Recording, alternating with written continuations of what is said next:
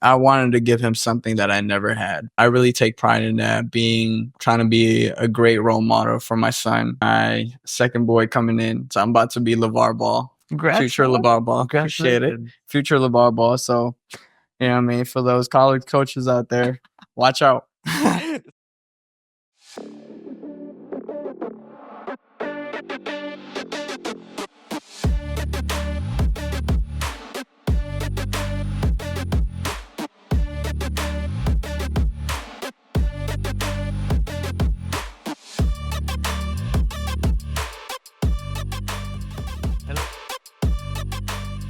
Hello, everybody, and welcome to our All-Star Magazine February cover interview with none other than Mr. Stockton himself. Alec, Yes, thank you for joining us, man. Welcome. What do you think of the All-Star House, bro? Oh, man, this is amazing over here. I'd love for everybody to come out here and give it a little, you know what I mean, little peep. Right. This looks amazing. Awesome. Well, we need a high-speed internet. Yeah. Maybe you can help us out or something. Boss Dennis, you already know what to do. All right, Alec, I'm going to get right to it because I know we're going to tackle a lot of topics right now. But it is incredible to me how much you've elevated in your career. When I first started watching you in FEU, you came in as this, I'm going to defend my ass off kind of guy. I'm going to get under your skin kind of guy when you were defending the best player in the other team. Once in a while, I'll knock down an open corner threes, and distribute to others. You came into college being this all-around guy. And then you sacrifice that so you can fill a role and help your team win. And now you're shining again. You're showing what you're capable of. So when you just look back in your basketball journey first, is it kind of insane to you, the roller coaster ride that you've been through, like changing the roles, changing your responsibilities? And now finally people look at you as, that's a franchise caliber guy. Oh man, I mean, it's a blessing. But as for the journey, man, I'd say that it's like planting a seed and you don't know if it's gonna grow or not. But I'd say that seed was very hungry, determined, and for sure was going to persevere throughout whatever it takes is gonna be to be able to grow and see its full potential. So what you're saying is they need to make a movie called Alec and the Beanstalk because you're talking about planting seeds. Yeah, we could talk about that later. A movie about your life. I like that. I watch that. All right. So let's start with where the journey began. You grew up in LA. Kobe, Mamba mentality, of course. That's your goal? Yeah, just born in LA. But you stayed a few years in LA too? Or you left right away? Yeah, I left right away. So my mom just came there just for me to be born since most of our family was around there. I see, of course. Some people say that Los Angeles doesn't have a capital. Yeah. I would just say wherever the Filipinos live, probably Eagle Rock or something. But then you also spent time in Florida, Dumaguete, and then eventually you played high school ball in New York. Yeah, where in your senior season, correct me if I'm wrong, you led all high school players in the public schools in assists. Am I right? That's right. NYC public schools. Exactly. Wait, 10 assists a game is 10 assists a game. I'll take it. Come on, you'll take it. after Stockton, after only your name is Stockton. No, but you were deciding whether to take your education in the United States, to go to San Beda, or to go to FEU. And during this process, your mom wasn't exactly thrilled with you coming to the Philippines or focusing on basketball, right? Definitely. So how did you convince her to say yes? And how did you make it happen, you becoming a Tamara? It definitely took a lot. I tried so many times. And as for my mom, she's all about education. And she's like, I don't care if you don't hoop or do whatever, as long as you make sure your school is good, and that will be all good for me. So for me, I definitely had to prove her so many times that I can take care of myself, especially that I'm gonna be away. Given that I had these offers from San Beda and FEU to come out here and make sure you get a scholarship. She wasn't really thrilled with that, but at the same time, I was like, Mom, if I get this scholarship, you won't have to worry about my school, my tuition, or anything like the dorms. I just have to make sure I'm good at basketball. I take care of what I do off the court, and I'll be good, and I can come back and see what happens then after that. But it took a while. She was like, oh man, she kept saying that she doesn't want me to do it. I don't know what came into her that for her to be able to finally say yes. Maybe it was probably my sister. I was telling my sister that she just helped me convince mom that for me to go to the Philippines and play basketball. But yeah, I was extremely blessed that she allowed me to do it here. Maybe your mom just did what a lot of the people in the Philippines do or say, which is basically go like, bahala na si Batman. Exactly. Bahala na. Just let the chips fall where they might. So you have an older sister or a younger sister? Older sister.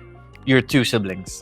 There's actually 4 of us. So who live together growing up? No. So everyone is just all separated. Oh, I see. I see. So my sister was with my mom the whole time. Right. I was here and there. I was with her, and then my grandma brought me to the Philippines with my brother at the time, our eldest. He was in Dumaguete, and then I came back. So I came back to the States with my sister and my mom. So it's pretty complicated. And then I had my other brother with my pops in Perez, our youngest one. So you're the third from the 4. Yep. And you all kind of grew up separate from each other. Am I getting that right? Yep. What was that dynamic like, knowing that you had siblings, but it wasn't the typical sibling, mom and dad at home dynamic? Was that something hard for you to deal with, or was that something that was a unique challenge? For sure, it was unique. It was a unique challenge because growing up, you see everybody with their moms and dads picking them up at school, watching the games.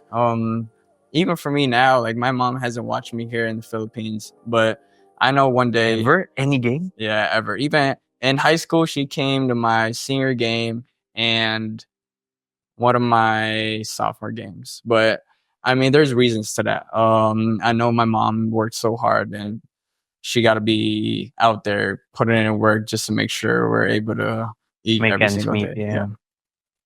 Does she still work now? She is, but she's planning to retire pretty soon. So I can't wait for that. You plan to take her around the Philippines, show her the different islands, finally, get her a chance to relax. Well, it's nice to hear that. Did that put a chip on your shoulder? Knowing that you didn't have the support that a lot of your teammates or opponents did. That must have added like a little extra fire in it. Most definitely. Like I said, everybody has their pops or like anyone from their family to, be able to guide them into this path. And I was just pretty much by myself for the most part. And then I had my uncle, my titos like coming with me, but it changes every now and then everywhere I went. So I was always an outcast. And with that, I just always fueled myself to just, you got to keep going. You can't just stop, or else it's just, you're not going to get anywhere. So sometimes I use that as fuel and motivation. Sometimes feeling like an outcast is the best thing that can happen to you. It just gives you that extra mile when everyone else is tired, right? I mean, look how far you've come. Now, when you got to the Philippines, did you know immediately you were going to click with FEU under the Coach Rosella system?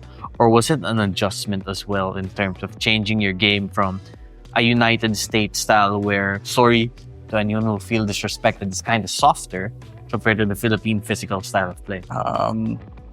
In a sense, yes, because they had their guys already. I was just trying to come in, fill in the role for whatever was missing. But at the same time, obviously, I had my own style of play that I'm able to put to the table, whereas I could play make. I wasn't really much of a defender. So that was something that led up to that, of being a defensive player, defensive stopper. But did you ever go up against the guys in practice and in your mind you were telling yourself, I'm better than this dude? Must have passed your mind, right? I mean, as a basketball player, you say you're never gonna not pick yourself. You know what I mean? You're always gonna pick yourself. But it just, in practice, I was just so hungry to be able to contribute to the team and be on the floor as well. So I found ways to I'd say crack the rotation. Me and RJ would really go crazy. Sila Coach Gilbert, sila Coach Jonas, they would always say we were like manok. They always say we're like sabong on like any single drill. We'll go crazy, just bumping each other, like diving on loose balls, and that definitely paid off for me. You know what I immediately noticed about you was, yes, you would come in, you would play your role. You'd defend the best wing player in the other team. You'd be ready to shoot from downtown once guys like Arvin kicked it out to you for the open shot, or Ken did. Ken was another great 3-and-D guy. Exactly. But you always just seem to take it up a notch when you would face LaSalle or UP. For some reason, when you had the Green Archers or the Blue Eagles on your schedule, it was like the pro version of you started coming out, man. And I always appreciate that about basketball players. Because look, we can say there are 8 UAP schools. We can say there are 8 teams. Everyone's balanced. Everyone's this. We know for a fact that's not true. Yep. We know that just like in the States with Duke and Kentucky and North Carolina, in the Philippines, you have programs like LaSalle, Ateneo, UST when they're competitive, FEU when they're competitive, nowadays UP, who they just have a higher level of standard, right? But that gives the guys from the other schools an opportunity to make names for themselves when they go up against these teams. So tell me the truth. I really want to know. Whenever you and your teammates would go up against LaSalle or like Ateneo, they'd be like, these guys, we want to make a statement. We want to like beat them, you know? For sure. I mean, you want it to be known. Whereas you're a top dog too. You want to you can compete amongst the best and prove that you belong to the league. And for us, it was just motivation. Everybody's telling them this is the team. This is the championship team. Even before the season started, we were like the dark horse. Pretty much every single off season leading up to the actual UAP season. So for us, it was just fuel and motivation leading up to that, and wanting to make sure that we're able to prove that these people wrong. Like, we're here too. Yeah, I mean. Was there one guy you just absolutely did not like that you always wanted to shut down? Or a few guys who you took the matchup extra personally? I wouldn't say not like. I mean, I treat pretty much everybody the same on the court. I mean, if you're on the other side, then it's over. Like, I'm gonna try to do my best to, right. You know what I mean, make sure you don't score or whatnot. But I treat everybody the same. But I mean, for the top dogs, obviously, you want to be able to gauge yourself, like the likes of 30. Was that Juan Gomez Deliano? Like, they're one of the best in the league. So you want to make sure like that you prove yourself, that you can stand your ground. And that's my approach for me. For every single star-studded like team that I go up against, I'd say. You were in the FEU roster in 2017, am I right? Mm-hmm. That was the year you beat Ateneo in the first game in the Final Four, if I'm not mistaken. Yes. And then you were right there. Second game, almost. And you know what's crazy is, you guys win that game, you might have prevented the dynasty from happening. Might, because they were really good. But if you don't win that first championship, sometimes the dynasty doesn't happen. Mm-hmm. You ever think about that game still and what could have been? Oh, for sure. There's a lot of what ifs. We were up by 3 with 14 seconds to go. Ateneo ball. We were supposed to switch. And Matt Neto gets the hand a ball screen. We didn't end up switching. He gets a little drive. Had the 2 defenders committing. Kicks it out to Isaac Go, and the rest was history. If you guys switch that play, do you win that game? Probably, because we would have been covering pretty much every angle that they had. Contested any shot, yeah. Exactly, but at the same time, we had our chances in overtime. So in overtime, even Isaac Go hit a shot where he was falling down on the floor. So it might have been meant to be that that was when the dynasty was supposed to start. Tough. But people still remember that FAU team, especially those who followed college basketball. So we get to the PBA. You're selected 21st overall by Alaska. And it's ironic because you go to a team that's almost like FEU for the PBA. They're not a powerhouse like the other PBA powerhouse teams, but they're always trying to compete. They do things the right way. They treat their players right. Eventually, Alaska becomes Converge. And now you really start to blossom after a while. You're playing now with the likes of Justin Baltazar, Justin Arana, Shawnee Winston. You guys got a squad. You got a squad going. And in many ways, you have become Converge's version of the modern day wing player. The guy who can defend, can knock down threes, 3-level scorer, can create for others. It's not a journey. It's not a development that happens overnight, right? A lot of people, they overestimate that one moment and they think everything clicks like that. Exactly. But they underestimate the day in, day out, night out process where you build brick by brick by brick by brick by brick so that you can finally get there. And then everyone else is surprised, but you in your mind you're like, no, this was the path. This was where the story was supposed to go to. What was that process like for you? What was your story of building brick by brick by brick? Did you have to break down your game, see what you were doing wrong and improving that? Was there advice? Was there a piece of advice from any coach that changed the way you looked at it? What were the key moments in that journey for you?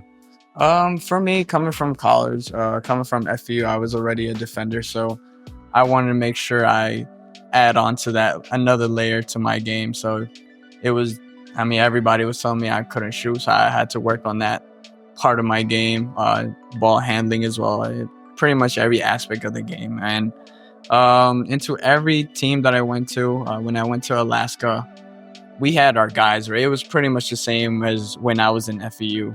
It's like I come in and I play defense pretty well, so that was one thing that would help me get on the court, and at the same time, make sure you knock down some open shots, make sure that 1 minute turn into 2 minutes, and slowly just adding up. But as for the work, man, it's really just building it every single day, making sure you work on your weaknesses. And I was just so grateful to have my coaches from high school to FEU with the Rosella brothers from the rest of the coaching staff there. And from that, Alaska with Coach Jeff, and mainly Coach Tony was always on my ear when I first got drafted. And he was always telling me, like, just make sure you keep building your game and, don't lose hope. Just continue to work. And once that opportunity comes, you're going to be ready and you won't be shocked. You won't have to prepare anymore because you're already ready. It's only a matter of time. It's only a matter of who's going to give you this opportunity to be able to blossom and whatnot. And surely enough, that's what happened. And I just want to give thanks to the Converge franchise, to Boss Dennis, Boss Delta, Go Up Archin, Boss Jacob, Boss Frank, and the rest of the coaching staff, especially Coach Willie. He's always just been on my ear, and having to be a sponge, just learning from him every single day. This man, 2-time MVP, probably arguably one of the best in the league ever. And just having him on my ear just gives me so much more confidence, and just continue to grow as a player. And just blessed to be able to be here now. But we still got so much work to do. Our goal is to be able to win a championship, and we're still, getting closer to where that is, starting this playoff, trying to make this playoff run. When you were saying, I want to take Converge, I thought you were about to say, I want to thank Converge for making sure that when I beat people in NBA 2K online, the internet never fails. that would do as well. Justin knows what's up. Justin Arana. He knows. He knows? Oh, you gave him the business? Yeah, every single time. So, now that we know you're the best player in Converge when it comes to NBA 2K, during practice, who's the guy that is just so damn difficult to guard? Is it Shawnee? I'd say a lot of guys. We have Shawnee, Jordan, we have Alex. Pretty much everybody, but I'd say Shawnee because he's very explosive, super explosive. You could just missed out a step and he's gone. He's already going to the hoop. And we actually play a lot of one-on-one together. You and Shawnee? Yes. 1 to 11? No, King of the Court. So we have a belt that says King. We have a King of the Court belt that we play once in a while with me, Coach Willie, Shawnee, Enon, and Jordan once in a while. So we really take pride on just winning those ones every single time. And, they're like my sparring partners. We make sure, nobody's trying to lose. And that's bragging rights at the end of the day. So is it like 1 dribble, 2 dribbles? So we start off with no dribbles. Okay. Up to 3. Yeah. And then move to the next spot and then slowly progress from there. So we go no dribbles to 1 dribble to 2 dribbles to like unlimited dribbles. Oh. And who's the current owner of the belt? Right now, it's Shawnee. But he knows what happened last time we played. Coach Willie, did I check that? Wait. So, do you guys come into practice wearing the belt? Like with an entrance music, they do WWE style? You got to, right? I would love to do that, but not necessarily. You just, because in Converge, we have our own lockers. So, usually right now, Shawnee's the main holder of the belt. So he puts it in his locker, make sure everybody sees who's the king of the court. I see. I see. All right. Well, we talked a little bit about your love for 2K. Now, when I took a quick look at your Instagram, you seem to be a hooper through and through. You love playing the game of ball. On the court, you come home, you load up 2K. And when basketball's not on your mind, it's family. Mm-hmm. You have a little kid, an adorable kid right now. You have a lovely wife. It looks like you have a gorgeous family that you're focusing. I know it might be a little personal to ask, but the fact that you grew up in a family setup where mom and dad weren't home together, your siblings were apart, does that factor into you putting extra time in making sure you have that family setting now? That you're the dad, you and mom are together, you have a kid, maybe you can give the kid siblings soon enough, and then you get to kind of have what you didn't have when you were a kid. For sure. I wanted to give him something that I never had. And I really take pride in that, being trying to be a great role model for my son and my second boy coming in. So I'm about to be LeVar Ball. Future LeVar Ball. Appreciate it. Future LeVar Ball. So, for those college coaches out there, watch out. The Stockton brothers. Baby Stockton's coming on their way. So you have another boy coming. And do you want a girl one day? Probably want to be a girl dad like your boy Kobe, right? For sure. But we'll see how the cards play out, man. I got 2 boys. I'll stick with that for now. And also, listen, I'm married. One thing I learned real quickly is you let the wife decide how many kids. It's her choice. It's their body that goes through it. So respect to them for that, of course. What kind of dad do you envision yourself becoming when you see your boys grow up and become teenagers one day? Are you going to be like a laid back, you guys do you, I'll be here to offer sage wisdom, Gandalf style kind of advice? Or are you more like hands-on, you're going to be there with them every day? Going to be a little hard on them, make sure that they know the world as awesome as the world can be. Sometimes it's also a difficult place to be in. I'd say I'll just be in between. You know what I mean? As much as you want to like be hands-on and try to control and put them in a good. All dads want them to be in a good situation, but at the same time, you can only do so much, and it depends what environment they're in. So, for me, I just try to make sure I set out a good example for them as a good dad, a respectable person, loving your family, and making sure you look out for others, give back to your community, and surely enough, by the time they hit a certain age, they'll know what to do. So aside from 2K, aside from spending time with your kids and your wife, and aside from hooping, what else do you like to do, or what else some of your hobbies that people might not see on your socials or see right away? That's pretty much it for me. We have a little tradition that we do during the off season. We like to go on little adventure trips, mostly off grid type of stuff, exploring wilderness or being at the beach. But besides doing that, that's pretty much it. I'm trying to keep my main thing, which is basketball. Mm-hmm. So, trying to put in as much time as I can with that, other than being with family. Do you want to spend your whole career with Converge? I mean, I would love that.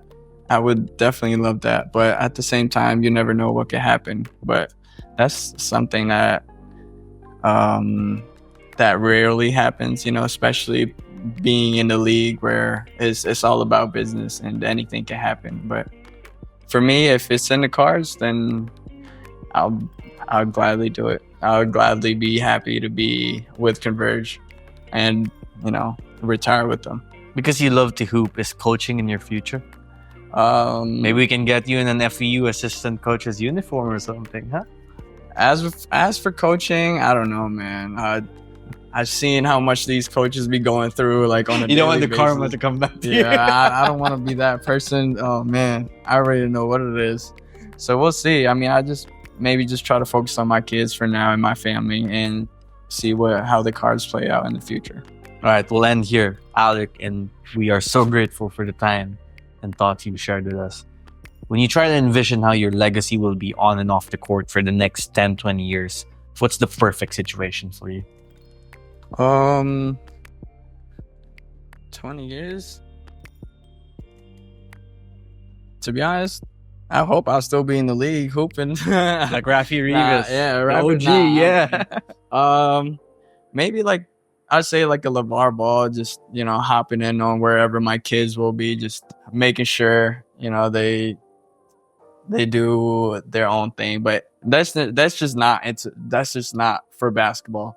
That goes to like whatever they want to do. So maybe if it's soccer, then it could be soccer, but I'll just be supporting them and, you know, probably just travel with my wife.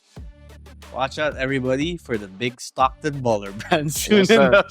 Alec, appreciate you. SSS. I appreciate you, Thanks brother. for That was a having me, great brother. interview. Yes, sir. Thank you, everyone, for joining us. Appreciate it. Yes, sir.